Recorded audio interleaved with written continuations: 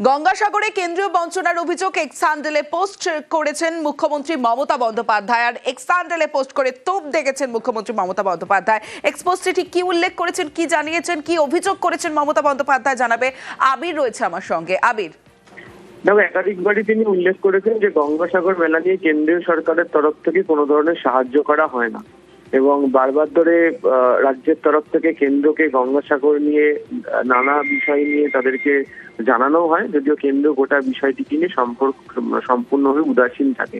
এবং আজকেও x handle পোস্টে মুখ্যমন্ত্রী উল্লেখ করেছে যে গুরুত্বপূর্ণ মেলার প্রতি কেন্দ্রীয় সরকারের যে অবহেলা এবং অমনোযোগের একদিন অবসান ঘটবে তিনি সেটা আশা রাখেন।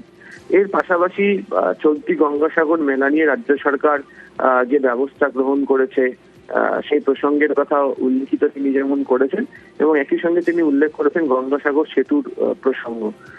তুমি জানো যে গঙ্গাসাগরে সেতু তৈরি করা হোক, রাজ্যের তরফ থেকে বারবার কেন্দ্রের কাছে আবেদন করা হয়েছিল। মমতা বন্দ্যোপাধ্যায় একাধিকবার কেন্দ্রকে আবেদন করেন, এমনকি তিনি এই বিষয়ে তিনি চিঠিও লিখেছিলেন, যদিও কেন্দ্রের তরফ থেকে বিষয় নিয়ে আগ্রহ দেখানো হয়নি। চলতি মাসেই গঙ্গাসাগর সফর করেন মেলার প্রস্তুতি দেখতে মমতা বন্দ্যোপাধ্যায় এবং তখন তিনি সেতু শিলান্যাসও করেন। গঙ্গাসাগর সেতু, যেটা প্রায় 5 কিলোমিটার লম্বা 4 লেনের যে সেতু, সেটা তৈরি করতে রাজ্যই প্রায় 1700 কোটি টাকা দিচ্ছে এবং আগামী দিনে সেতু তৈরি হয়ে গেলে সাগর দ্বীপে পৌঁছানোটা অনেক বেশি সহজ হয়ে যাবে। সেই প্রসঙ্গের কথা ওই দিনকে উল্লেখ করে রেখেছেন মুখ্যমন্ত্রী। ফলে সব মিলিয়ে গঙ্গাসাগর নিয়ে যে কেন্দ্রের উদাসীনতার যে প্রসঙ্গ তা আজকে আরো একবার এক্স হ্যান্ডেল পোস্টের মধ্যে দিয়ে তিনি জানিয়েছেন। বেশ।